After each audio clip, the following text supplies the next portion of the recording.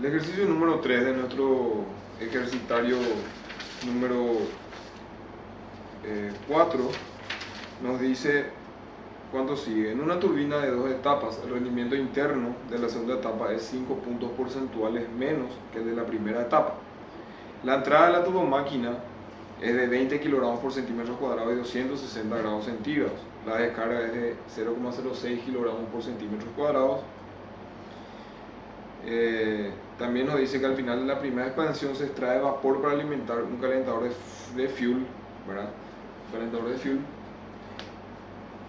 serpentín donde el vapor se expande completamente y entrega calor, abandonando el serpentín como líquido saturado a 5 kilogramos por centímetros cuadrados, el cual debe permanecer a 80 grados centígrados para poder ser bombeado. El coeficiente global de transferencia de calor entre el suelo y el ambiente es de 100 kJ por kilogramo grados centígrados y el área total de intercambio es de 100 metros cuadrados.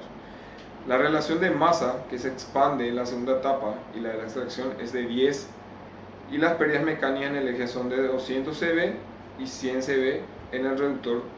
El rendimiento global es del 95%. Nos pide determinar el porcentaje de humedad en la descarga del condensador, el rendimiento mecánico y del reductor y la potencia generada en megavatios.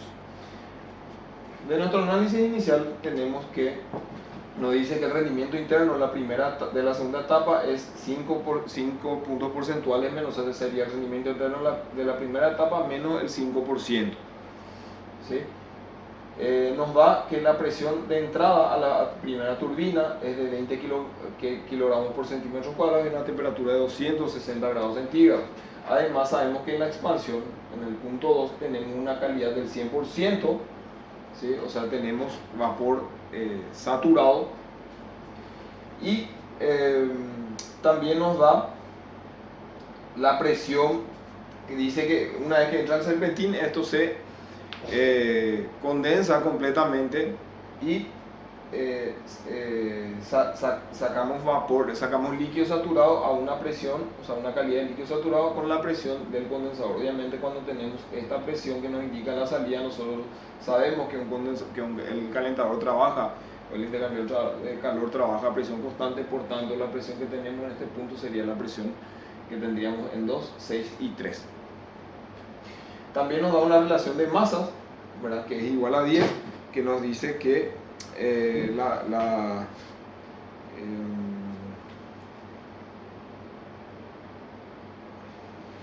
dice que la relación de masa que se expande en la segunda etapa, ¿sí? Que se expande en la segunda etapa, con relación, pues la masa que se expande en la segunda etapa es M3, con relación a la de la extracción en 10, la de la extracción en la primera etapa es de 10, o sea, masa, esto con relación a este es de 10, ¿sí?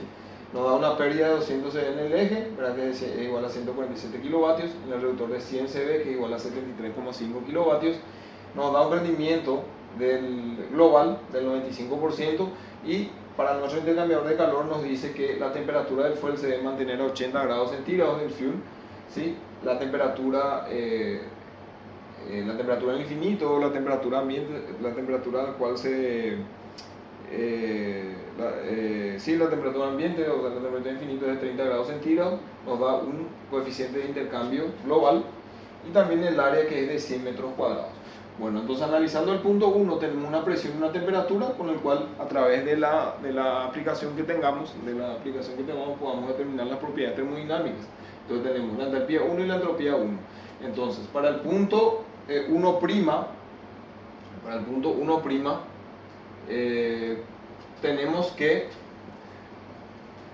tenemos que con la presión 2 y la presión 7, que igual a 5, que es lo que les mencionaba recién, y sabiendo que la entropía, considerando un proceso isentrópico, podemos tener una entalpía, ¿verdad? Una entalpía para un proceso isentrópico, una entalpía para un proceso isentrópico, y luego analizando el punto 2, que sí tenemos como dato real que la presión es de 5 kilos y nos dice que está como en el dato nos da como vapor saturado, podemos tener los valores de entalpía y entropía respectivamente, ya reales. Entonces, para el punto 4, ¿sí? El punto siguiente análisis tenemos una presión de 0,06 y también perdón, este es el 4', ¿sí? Podemos obtener, considerando un proceso también isotrópico, una entalpía isotrópica de 2100,03 kJ por kilogramo. Finalmente el punto 7, que es el otro punto analizado, nos da de datos que la presión es de 5 y nos dice que el vapor se condensa completamente, entonces se expande completamente hasta líquido saturado, entonces finalmente la calidad es igual a 0 y tenemos una entalpía 7 de 640,19. Si nosotros realizamos el rendimiento interno en nuestra primera etapa, sabemos que la entalpía, el salto entálpico, o sea, la entalpía de entrada menos la de salida, más sobre la entalpía isotrópica H1 menos H2', podemos obtener el valor de 65,81%. ¿Por qué? Porque ya tenemos los datos calculados. Finalmente, utilizando el dato que nos da el ejercicio, que nos dice que el rendimiento interno de la segunda etapa es igual a la de la primera menos 5 puntos porcentuales, tenemos un rendimiento interno de la segunda etapa del 60,31%. Finalmente, si nosotros ecuacionamos para el rendimiento interno de la segunda etapa, podemos obtener el valor, ya que tenemos todos estos datos menos la entalpía en el punto 4 de manera real, podemos obtener el valor de H4, que sería 23,5724 kJ por kilogramo. Finalmente, con este valor de la entalpía y la presión que nos da el ejercicio, podemos determinar la calidad, que nos da un 91,33%. Entonces el porcentaje de humedad, que es el ítem A, sería el 100% menos esto, que tenemos un porcentaje de humedad de 8,887%. Si analizamos el calentador, nosotros tenemos que en el calentador el calor, tenemos el área, ¿verdad? del área de transferencia total por el coeficiente global de transferencia menos la temperatura del fuel menos el infinito, va a ser igual a que a masa 6 por H6 menos H7 también, que sería, analizando el intercambiador, sería la diferencia entálpica y por la masa que pasa, o sea, el calor que se sería lo que absorbe el fluido, en este caso el fuel. Como tenemos estos datos, también estos datos del ejercicio, podemos tener la masa 6. Como masa 3, utilizando la ecuación, sabemos que es 10 veces la masa 6, podemos tener la masa 3. Y finalmente la masa inicial, ¿cuánto va a ser? Sería igual a la suma de la masa 3 más la masa 6. Y obtenemos una masa total de 2609,21 kilogramos por segundo. Continuando con si nos ponemos a analizar ahora en esta zona de nuestro ejercicio, entonces tenemos que el rendimiento interno total sería igual al rendimiento de la potencia interna total, sería igual a la suma de las potencias de las distintas etapas. Entonces, para la primera etapa tenemos que M2 por H1 menos H2 más M3 por H3 menos H4. M2 podemos obtenerlo porque es igual a la masa que tuvimos anteriormente, que sería igual a M1. ¿Okay? Entonces M2 por H1 más M3, que es el dato también que ya pudimos obtener, podemos obtener el valor al final de la potencia interna total, sería 1,39 por 10 a la 6 kilovatios. Luego nos da una pérdida mecánica. Entonces, si nosotros sabemos que nosotros estamos sacando a través de la turbina una potencia total de 1,39 y tenemos unas pérdidas mecánicas, sabiendo que si a la potencia del eje le sumamos la pérdida mecánica, tendríamos que tener la potencia total de salida de la turbina.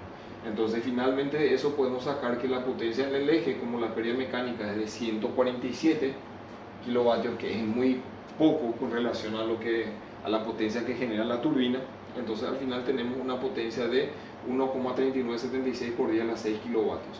El rendimiento mecánico, ¿cuál sería? El rendimiento mecánico sería igual a lo que yo necesito, lo que saco, que es la potencia en el eje, sobre qué es lo que tengo para sacar eso, la potencia que genera la turbina. Finalmente, este rendimiento mecánico, como tenemos ambos datos ya calculados, podemos sacar que tenemos un rendimiento del 99,98%.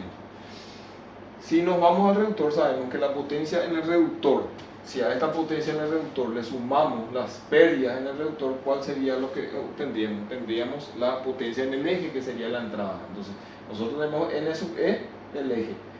Si esto aquí es igual, N sub E va a ser igual a la potencia de salida del reductor más las pérdidas mecánicas. Entonces, Como ya tenemos este valor, tenemos este que es dato, que nos da 73,5, finalmente tenemos una potencia en el reductor de 1,3975 por 10 a la 6 kilovatios. El rendimiento del reductor nuevamente, ¿cuál sería? Sería lo que yo saco sobre lo que yo necesito, o sea, lo que yo busco generar sobre lo que tengo para generar. En este caso yo busco una potencia de salida del reductor. La potencia de salida del reductor y la potencia de salida del reductor. ¿Qué tengo para sacar esto? La potencia en el eje. Y con ese dato, que ya lo calculamos, podemos obtener un rendimiento del reductor del 99,99%. Esto es así porque las pérdidas son bastante bajas en comparación a la potencia generada. Finalmente, el rendimiento en el generador aquí es igual al rendimiento global por la potencia en el reductor, que es lo mismo. El rendimiento que yo obtengo del generador, que va a ser lo que yo saco, que es la potencia en el generador, sobre qué tengo para generar eso, la potencia en el reductor, de salida del reductor. Y con estos datos finalmente obtenemos una potencia en el generador de 1,32 por 10 a la 6 kilovatios.